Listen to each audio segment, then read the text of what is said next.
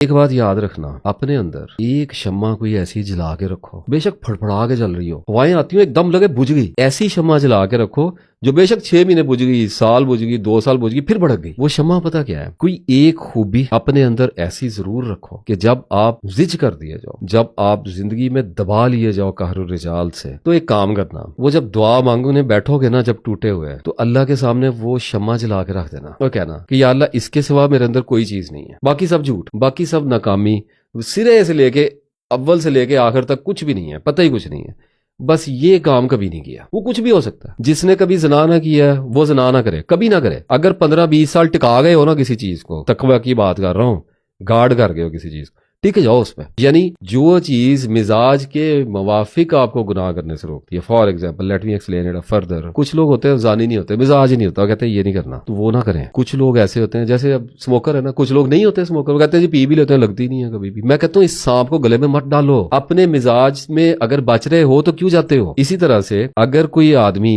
صبح وقت پہ اٹھ جاتا ہے، اس کو رات کو وقت پہ نیند آ جاتی، وہ نہ جاگے راتوں کو۔ ایک کوالٹی لازمی دی ہوگی جو دوسرے میں آپ کو نہیں نظر آنی، اس چیز کو ایک مینار بنا لو، ایک لائٹ ہاؤس بنا لو، اس کو پالو، اس کو بڑا کرو، کر لو، فخر بھی کر لو، اللہ تعالیٰ کے ہاں چل جائے۔ جب بندہ صاف ہو جاتا ہے، بندہ کہتا ہے یا اللہ یہ دیکھ، یہ ڈائمنڈ دیکھ، یہ تو نے مجھے دیا، میں نے اس کو سنبھال کے رکھا، بس یہ مجھ سے کبھی نہ چھینی۔ جب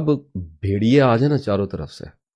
اور رات چڑھ جائے، جب گہری ہو جائے اور بادل چھا جائیں، اور وہ جو قرآن پاک میں اللہ تعالیٰ نے کہا کہ اندھیرے کی پرتوں پہ پرتے ہوں اور ہاتھ سجائی نہ دیتا ہو اپنا، تب نکالو وہ شمع اور پھر دیکھو اس کی لائٹ جاتی کہاں تک۔ زبان دیتا ہوں 2 جہانوں تک جائے گی روشنی کی وہ رے۔ اس سیارے پہ آئے ہو نا، خوف کا سیارہ، ہارر کا پلانٹ، بے ثباتی کی زمین ہے یہ، یہاں پہ آ کے رکو گے نا، سب کچھ پتہ نہیں کیا کیا چھین لیا جائے گا، حالتیں بے حالت ہو جائے گی، عجیب و غریب ہو جائے گا آدمی۔ اچھا بلا آدمی چلا ہے دنیا دیکھا نہیں، بوڑھے ہو گئے، کس طرح کے لوگ ہو جاتے ہیں،